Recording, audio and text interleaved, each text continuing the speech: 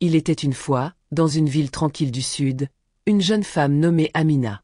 La ville, avec ses rues étroites et pavées, semblait figée dans le temps, comme une photographie d'un passé lointain où les traditions régnaient en maître.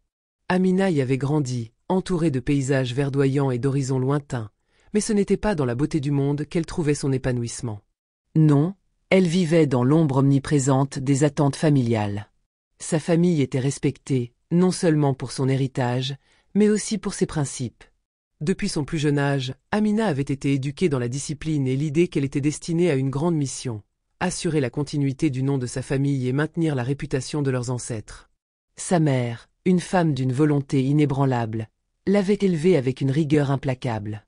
Ses journées étaient remplies de cours privés sur l'histoire de leur lignée, d'apprentissage sur les arts et les lettres, et de rencontres avec d'autres familles influentes. « Tu es l'héritière de notre nom, Amina.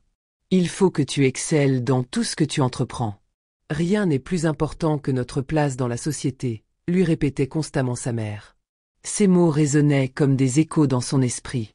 Elle comprenait, ou du moins elle pensait comprendre, ce que l'on attendait d'elle. Mais au fond, son cœur battait différemment, loin de la rigidité de cette existence préprogrammée. Amina avait soif de liberté. Une liberté qui semblait aussi lointaine que les étoiles, comme un rêve inaccessible dans un monde où chaque mouvement était scruté et dicté par des règles séculaires. À l'âge de 25 ans, Amina savait, avec une clarté troublante, que son destin était scellé. Le mariage, ce lien sacré et inéluctable, serait l'ultime étape de son intégration dans la haute société. Elle avait vu ses amis se marier selon les convenances, leur vie marquée par des alliances stratégiques et des cérémonies grandioses. Amina ne se voyait pas différente. Son mariage serait une simple formalité, une étape de plus dans le jeu complexe des relations familiales. Mais ce qu'elle n'avait jamais imaginé, ce qu'elle ne pouvait pas prévoir, c'était qu'elle serait contrainte d'épouser un homme qu'elle n'aimait pas. Le mariage, un acte de convenance, arrangé non pas par amour, mais pour solidifier l'alliance entre deux familles influentes, se dessina sous un ciel d'incertitude. Le nom de Malik, celui de son futur mari, lui était à peine familier. Elle le connaissait, bien sûr, à travers les récits de sa famille et les discussions avec ses proches. Mais il n'était jamais apparu dans sa vie de façon significative. Il faisait partie de ces hommes dont l'ombre glisse à peine sur les contours de son existence. Ils se croisaient lors de dîners mondains, mais leurs regards se perdaient rapidement dans la foule des invités. Malik, contrairement à ce que l'on pourrait attendre, n'était pas un homme de grandes ambitions ni de discours enflammés. Taciturne, réservé, il semblait insensible à tout ce qui n'était pas lié à ses affaires familiales. Un homme de principe, peut-être, mais pas un homme de passion. À ses yeux, ce mariage n'était qu'une étape supplémentaire, un acte nécessaire pour la consolidation de son héritage et son ascension dans la société. Amina se retrouva donc plongée dans une réalité qu'elle n'avait pas choisie, un mariage imposé par les convenances, mais aussi par le poids des attentes. Chaque sourire qu'elle échangeait avec Malik, chaque regard qu'elle croisait avec lui, était teinté de cette étrange sensation de vide. Rien en lui ne résonnait avec ce qu'elle avait rêvé d'une vie partagée. Il n'y avait ni étincelle, ni excitation. Ce n'était pas de l'amour qu'elle ressentait, mais une pression sourde, un sentiment d'être poussée vers un destin qu'elle ne pouvait refuser. Elle était née pour cet instant, pour ce mariage, pour cette union sans éclat, dictée par des forces qu'elle ne contrôlait pas. Le gran jour arriba. La lumière dorée de l'après-midi baignait la salle de cérémonie, les invités étaient rassemblés, vêtus de leurs plus beaux habits, mais à travers cette foule éblouissante, Amina se sentait seule. Elle avançait vers l'autel, non pas avec la nervosité joyeuse que l'on pourrait attendre d'une jeune mariée, mais avec une angoisse sourde, comme si chaque pas la rapprochait d'une réalité qu'elle n'avait jamais choisie. Son cœur battait fort, mais ce n'était pas une excitation douce. Non, ce battement était celui d'une angoisse qui semblait resserrer son torse, un sentiment de pression, comme si son souffle était trop lourd pour l'espace qui l'entourait. Elle regarda Malik, qui l'attendait devant l'autel. Il n'y avait rien dans ses yeux, aucun éclat. Il semblait aussi résigné qu'elle à cette formalité. Elle se demanda alors si ce mariage serait un simple passage, un acte formel, ou si, au fond, il cacherait un autre dessein, une vie partagée qu'elle ne pouvait encore imaginer. Elle se sentait emprisonnée, comme si son avenir était déjà écrit et qu'aucun mot, aucun geste, ne pourrait jamais en effacer les traces. Les invités étaient invisibles à ses yeux, leurs murmures lointains. Seul le chemin vers cet autel, celui de sa propre soumission à la volonté familiale, lui semblait tangible et insupportablement réel. Les premiers mois de leur mariage furent marqués par une froideur glaciale. Malik, absorbé par ses affaires, passait ses journées dans le tourbillon de son travail. Il était un homme de chiffres, de contrats, de discussions serrées et de décisions stratégiques. Amina, quant à elle, était engagée dans une course effrénée pour maintenir l'image parfaite que sa famille attendait d'elle. Chaque événement social, chaque dîner, chaque rencontre était une occasion de prouver qu'elle était l'épouse idéale, celle qui savait briller dans les cercles les plus fermés de la haute société. Son rôle n'était pas de ressentir, mais d'être présente, irréprochable. Leur journée se déroulait dans une routine silencieuse et distante. Ils ne se parlaient que lorsque nécessaire, leur communication réduite à des échanges poliment mécaniques. Malik lui demandait parfois de signer des documents, et Amina l'informait de ses activités ou de la gestion des événements familiaux. Les moments de réelle interaction étaient rares, souvent évités ou minimisés. Ce n'était ni malveillant, ni délibéré. C'était simplement la logique d'un mariage de convenance, où deux vies se frôlaient sans jamais vraiment se rencontrer. Amina se sentait pourtant un étrange vide grandir en elle. La réalité de ce mariage, qu'elle avait accepté dans une résignation teintée de devoir, l'envahissait lentement. Elle se rendait compte que l'amour qu'elle avait espéré ne viendrait peut-être jamais, et que peut-être, elle ne le cherchait même plus. Elle avait construit autour d'elle un mur de protection, s'efforçant de remplir sa vie avec des obligations sociales et des apparences qui, au fond, ne compensaient pas son manque d'épanouissement. Mais un jour, un événement imprévu chamboula cette routine monotone et profondément solitaire. Malik, sur le chemin du travail, fut victime d'un accident de voiture. Un chauffard, en perdant le contrôle de son véhicule, l'avait percuté violemment. Les blessures de Malik étaient graves, et il fut transporté d'urgence à l'hôpital, où il resta inconscient pendant plusieurs jours. Le choc de l'accident plongea Amina dans une réalité nouvelle, où les rôles habituels de l'épouse parfaite et de la femme sociale disparurent brusquement. Pendant les premières heures de son hospitalisation, Amina se sentit submergée par un mélange de culpabilité et de confusion.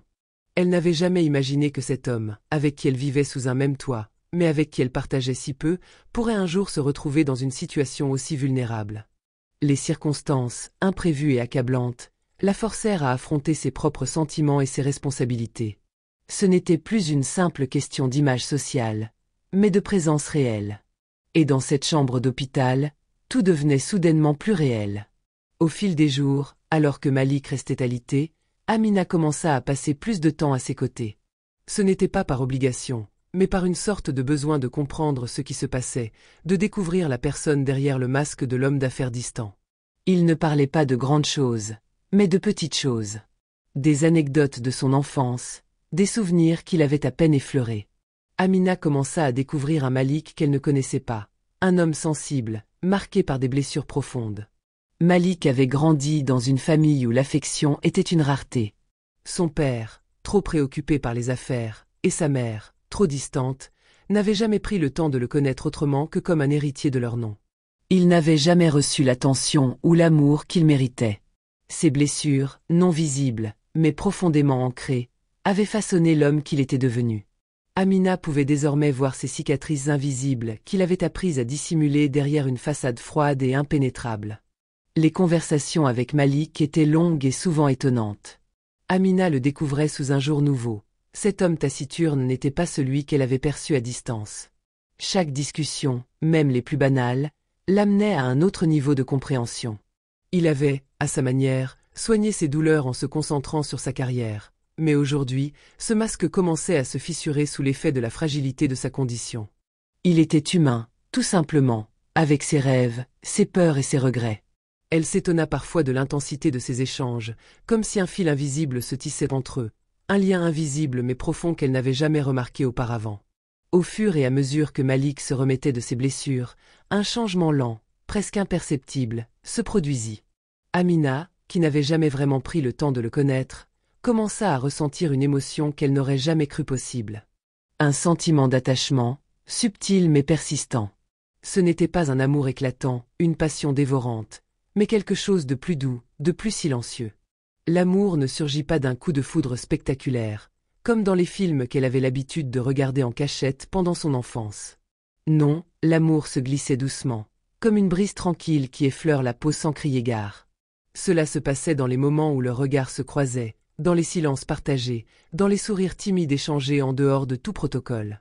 Un soir, alors qu'ils dînaient en silence, un silence qui n'était plus gênant, mais apaisant, Malik brisa enfin la glace. Ces mots étaient simples, mais portaient en eux une vérité qu'il n'avait jamais osé dire avant. Je sais que ce mariage n'était pas ce que nous avions imaginé, mais je veux que tu saches que je tiens à toi, Amina. Pas seulement en tant qu'épouse, mais en tant qu'individu. Ces mots, prononcés avec une douceur et une sincérité qu'elle n'avait jamais entendue de sa part, frappèrent Amina en plein cœur.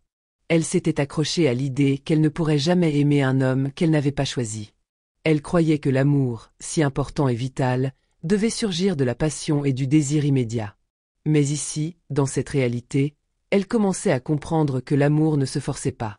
Il pouvait naître même dans les circonstances les plus improbables, dans les lieux les plus inattendus, quand deux âmes se retrouvaient enfin dans leur simplicité.